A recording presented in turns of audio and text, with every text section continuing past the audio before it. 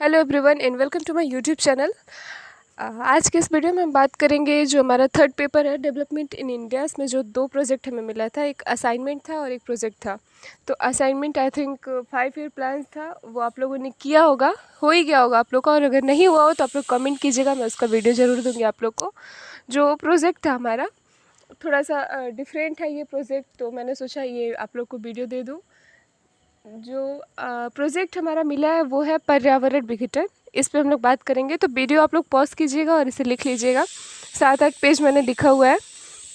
सो मेरा आप लोगों से एक रिक्वेस्ट है, वीडियो लाइक कीजिए, शेयर कीजिए, सब्सक्राइब कीजिए और प्लीज़ बेल आइकन को दबाना मत भूलिए। देखते हैं हम कि पर्यावरण विघटन क्या है। पर सबसे पहले हम पर्यावरण का डेफिनेशन लिखेंगे कि पर्यावरण है क्या एग्जैक्ट में, और फिर उसके मीनिंग्स को, और वो जो जिससे मतलब जो भी प्रॉब्लम्स हैं इन्वायरमेंट से रिलेटेड, उस पर हम बात करेंगे। तो देखते हैं पर्यावरण शब्द का निर्माण दो शब्दों से मिलकर हुआ है, परि प्लस आवरण। परि का मतलब होता है कि जो हमारे चारों ओर से हमें घेरा हुआ है, आवरण मीन्स जो हमें घेरे हुए हैं। मतलब कि पर्यावरण का शाब्दिक अर्थ होता है चारों ओर से घेरे हुए जो पर्यावरण है। पर्यावरण में भौतिक और रासायनिक एवं जैविक कारकों द्वारा असंगठित इकाइयां भी सम्मिलित पाई जाती है। पर्यावरण वह है जो कि प्रत्येक जीव के साथ जुड़ा हुआ है, चाहे वो मनुष्य हो, चाहे वो जानवर हो, जितने जो कोई भी है इस धरती पे, जितने भी ह्यूमंस हैं या एनिमल्स हैं या जो भी चीज़ें, वो सब कहीं ना कहीं इन्वायरमेंट में ही है, और इन्वायरमेंट हमारे चारों तरफ से हमें घेरा हुआ है। सामान्य अर्थों में यह हमारे जीवन को प्रभावित करने वाले सभी जैविक और अजैविक तत्वों, प्रक्रियाओं और घटनाओं के समुच्चय से निर्मित इकाई के रूप में देखा जाता है। अभी आप लोग, मैं ये धीरे धीरे वीडियो ऊपर कर रही हूँ, आप लोग इसे पॉज कीजिएगा और लिखिएगा, क्योंकि सारा कुछ तो मैं बोलूँगी नहीं, वीडियो ज़्यादा बड़ा हो जाएगा। तो और ये कुछ समझाने जैसा है नहीं, सिर्फ लिखने का है, तो आप लोग इसे पॉज करके लिखते रहिएगा। एग्जाम्पल के तौर पे हम देखेंगे कि जो पर्वत होता है, नदी होती है, हवा होती है, जलवायु होती है, ये सारे तत्व जो होते हैं ये कई चीज़ों से मिलकर बने होते हैं। और इन सारे जो भी है, मतलब मान लीजिए पर्वत है, नदी है, हवा है, ये सब चीज़ें भी किस में है, किस में सम्मिलित है, तो ये भी इन्वायरमेंट के अंदर ही सम्मिलित किया गया है। तकनीकी मानव द्वारा आर्थिक उद्देश्य और जीवन में विलासिता के लक्ष्यों की प्राप्ति हेतु प्रकृति के साथ साथ व्यापक छेड़छाड़ के क्रियाकलापों ने प्राकृतिक पर्यावरण का संतुलन नष्ट किया है। जैसे जैसे पॉपुलेशन बढ़े हैं, नई नई टेक्निक्स आए हैं, नए नए मशीनों का निर्माण हुआ है, और बड़ी बड़ी फैक्ट्रियाँ खुलने लगी हैं, तो वो फैक्ट्रियों से निकला हुआ गंदा धुआं, गंदा पानी, ये सारी चीज़ें हमारे पर्यावरण पर इफ़ेक्ट कर रही है, जिससे कहीं ना कहीं हम प्रकृति से भी छेड़छाड़ कर रहे हैं। और अगर ऐसा ही होता रहा तो एक दिन हमारा पर्यावरण प्रदूषित, फुल तरीके से प्रदूषित होगा और ये नष्ट हो जाएगा। जो नेचर है, सेफ नेचर जो बोला जा रहा है। फॉर एग्ज़ाम्पल अगर हम देखें, कहा जाता है कि गांव की जो प्रकृति है, गांव की जो हवाएं हैं, गांव की जो पानी है, वो सब शुद्ध है, क्योंकि यहाँ पे ज़्यादा जो नेचर है हमारा वो ज़्यादा पॉल्यूट नहीं है। लेकिन अब क्या हो रहा है कि इन गांव में भी बहुत सारे मशीनें आ रहे हैं, टेक्निक्स हो रहे हैं, उद्योग धंधे खुल रहे हैं यहाँ भी, और लोग पैसों के पीछे भाग रहे हैं, घर बना रहे हैं, बड़े बड़े मकानें बन रही है, जिससे क्या हो रहा है कि पेड़ पौधे काट रहे हैं। गांव में भी ये सारी चीज़ें हमें देखने को मिल रही हैं। अब मैक्सिमम गांव ही ऐसे होंगे जहाँ पे हमें झोपड़ी देखने को मिलेंगी, मैक्सिमम घर ही ऐसे होंगे जहाँ पे हमें दिया जलता हुआ दिखेगा, या एवरीथिंग, किसी भी चीज़ की हम बात करें तो जिस तरह से हमारा सोसाइटी डेवलपमेंट कर रहा है, आगे बढ़ रहा है, उसी तरीके से हमारा जो इन्वायरमेंट है वो पॉल्यूट होता जा रहा है। सो ये सारी समस्याएं हम इसमें लिख सकते हैं, लेकिन इसे लिखने का थोड़ा सा तरीका हम डिफरेंट कर सकते हैं। अब यहाँ पे हम बात करेंगे कि पृथ्वी पर पाए जाने वाले जो भी भूमि है, पृथ्वी पर जो भूमि है, जल है, वायु है, पेड़ है, पौधे हैं, ये सब क्या है, पर्यावरण के जैविक और अजैविक घटक आपस में अंतर क्रिया करते हैं। कुछ जैविक क्रियाएं हैं, कुछ जैविक घटक होते हैं, कंपोनेंट, और कुछ अजैविक कंपोनेंट होते हैं। तो ये क्या होता है कि आपस में मिलते हैं और मिल के फिर एक दूसरे से प्रतिक्रिया करते हैं, और ये इस तरीके से आगे बढ़ते हैं। पर्यावरण का ज्ञान का बात अगर हम कर लें तो आज पर्यावरण एक ज़रूरी सवाल ही नहीं बल्कि ज्वलंत मुद्दा बना हुआ है। पर्यावरण जो है, ये सिर्फ पर्यावरण विघटन की बात करें तो वो एक सिर्फ क्वेश्चन ही नहीं रहा है, एक मुद्दा बन चुका है। लेकिन आज के जो लोग हैं इसे लेकर जागरूक हैं।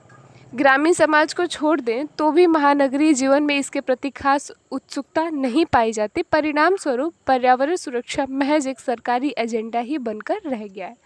कोई भी देखो, जो भी देखो वो आएगा, अपने लेक्चर्स देगा, इसमें बताएगा, नए नए तरह के रूल्स आएंगे कि पेड़ मत मत काटो। अपने जो सस्टेनेबल डेवलपमेंट में जो 30 गोल्स बनाए गए हैं, उस गोल्स में मैक्सिमम बातें 7-8 पॉइंट तो सिर्फ हमारे इन्वायरमेंट को बचाने के लिए, पेड़ पौधों को बचाने के लिए, जो हमारे इन्वायरमेंट पॉल्यूट हो रहा है उससे लड़ने के लिए, पानी को स्वच्छ रखने के लिए, यही सारे 7-8 पॉइंट सिर्फ नेचर पे ही दिया गया है। लेकिन क्या उस सस्टेनेबल डेवलपमेंट में बनाए गए उस रूल्स को फॉलो किया जा रहा है? बिल्कुल भी नहीं हो रहा है। जो भी आएंगे वो रूल्स बनाते हैं, लेकिन कोई भी उस रूल्स पे खरा नहीं उतरता है, उसको पॉल्यूट नहीं करता है, उसको फॉलो नहीं करता है। तो ये सारी समस्याएं हमारे इंडिया में पाई जाती है।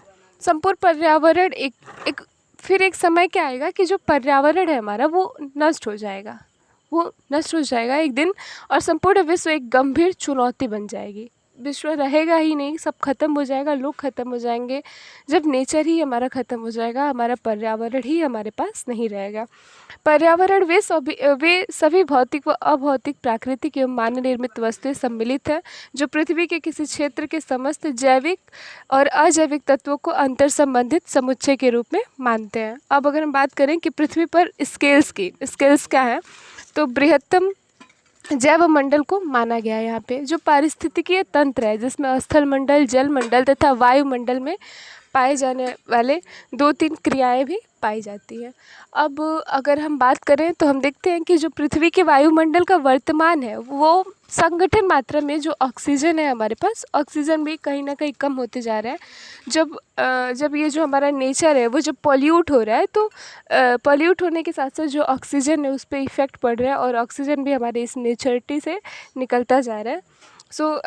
ऐसे भी सिचुएशन अभी हमारे कोविड टाइम पे चला ही है कि हम ऑक्सीजन भी ख़रीदना पड़ा है हमें।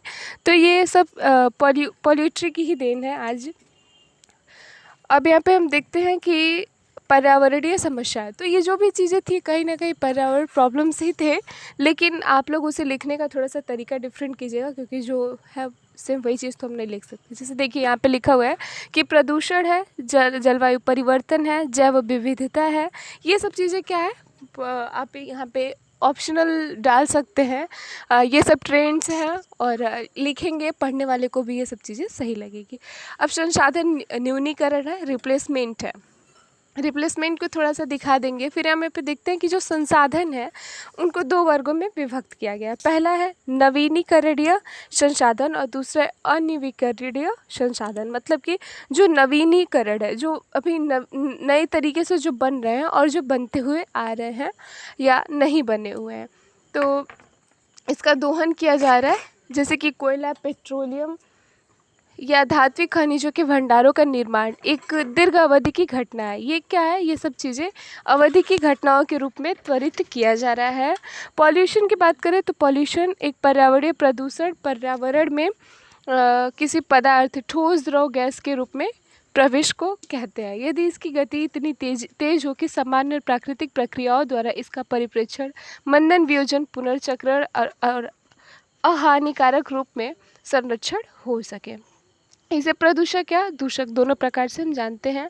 यहाँ पे हम 2-3 टाइप्स देख लेते हैं परिवर्तन की, जैसे कि जलवायु परिवर्तन हो गया, जैव विविधता का ह्रास हो गया, और तीसरा है प्राकृतिक आपदाएं, ये भी हो गया। और काइंड्स ऑफ इन्वायरमेंट की बात करें तो दो काइंड्स हैं, भौतिक और अभौतिक। भौतिक क्या है? भौतिक वो है जो हमारे चारों ओर है, जो हमारे चारों ओर फैला हुआ है और हम अपने आँखों से उसे विद्यमान देखते हैं। क्लियर? और अभौतिक क्या है? जिसे हम देख नहीं सकते, सिंपल भाषा में। तो क्लियर हो गया कि ये भी आप डाल दीजिएगा। काइंड्स आप इम्पॉर्टेंट नहीं होता, लेकिन फिर भी आप डाल सकते हैं इसको। और बस इतना ही मैंने लिखा हुआ है, 8-9 पेज है टोटल। आप लोग भी इसे वीडियो पॉज कीजिए, लिखिए। Thank you so much. और आप लोग को जो भी असाइनमेंट्स या प्रोजेक्ट्स की ज़रूरत हो आप लोग मुझे कमेंट कर सकते हैं। और एक बार मैं सॉरी चाहती हूँ इसके लिए कि बहुत लेट मैं वीडियो दे रही हूँ, बिकॉज़ मेरी खुद की भी वीडियो लेट से खुद का नोट्स मैं लेट से ही बना रही हूँ, और जब बन रहा है तो मैं आप लोग को वीडियो दे रही हूँ। ये मेरा विश्वास है कि जब भी जमा होने वाला होगा असाइनमेंट, उसके पहले तक मैं आप लोग को दे दूँगी। आप लोग कमेंट करके मुझे ज़रूर बताइएगा। Thank you so much videos देखने के लिए।